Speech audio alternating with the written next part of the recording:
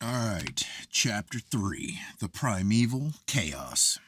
We have seen that the notion of the chaos of darkness and disorder coming as such from the hands of the heavenly creator found no acceptance with the Babylonian cosmographer. It could not be but a difficulty to a thoughtful mind if we hold that the material substratum of the cosmos was created in the first instance, a confused and formless conglomerate, a tahu vobu, i.e., a desolate and unorganized mass. We have to suppose that this imperfect creation was a rude and tentative beginning, a preparatory and provisional means to a subsequent end.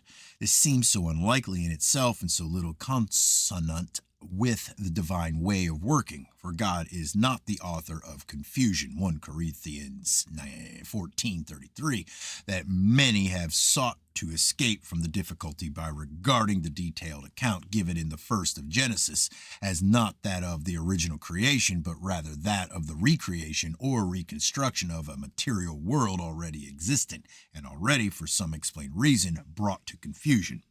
The prophet Isaiah states explicably, that God created not the earth or a tahu or desolation. That looks like 55:18, or is that 45:18? That's 45:18. And in this view, there is nothing contradictory when Genesis says, as it apparently does, that the earth which God had created in the beginning, 5:1, had become desolation and emptiness, 5:2. How, then, did the earth come to have fallen from its original state, which we may be sure was good, into the chaotic condition represented in the opening verses of Genesis? Kurtz and others have conjectured with much reason that between the first and second verses must be read in the fall of Satan and his rebel angels, and that some such catastrophe appears to be hinted by the words employed. As a defective creation is hardly conceivable, there must have been some hostile power at work which had introduced ruin and desolation into what had originally been the perfect handiwork of the Almighty. Inasmuch then as the words tahu vobu, when used in other passages of Scripture, imply not mere negative imperfection, but actual. I skipped some italics or some parentheses because sometimes I just don't know. I'll go back. Example: Isaiah 24:11, Jeremiah 4:23 imply not mere negative imperfection, but actual laying waste and positive desolation. So it is thought they must denote here traces of wreck and ruin which had been wrought in the earth by the overthrow of its original denizens, the angels who, by rebelling against God, kept not their first estate, but left their own habitation, Jude 6, 2 Peter 2:4, and were cast down into the abyss. That old first darkness of which Moses speaks in the second verse of Scripture says, steer, God, the Father of lights and of light, did not create. He could never have said, let there be darkness. Darkness is the product and witness of the first apostasy in the light heaven of the first creation. Through sin, the below and the abyss, i.e. Tiamat, have come into being. To the same purport, Baumgarten, the apostasy of the spirits to whom the earth was given at the beginning, had its consequence in the devastation, the darkening, the dominion of the roaring abyss, i.e. Tiamat, on the earth as the territory and sphere appointed for these spirits.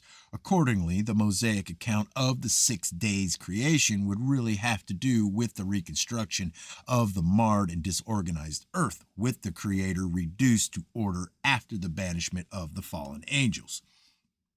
With this may be compared the Babylonian legend of the revolt of a portion of the heavenly host. In the 4th book of the creation epic, Bel Merodach challenges Tiamat with the words, trouble on high thou hast excited, Sace, Higher Criticism 67.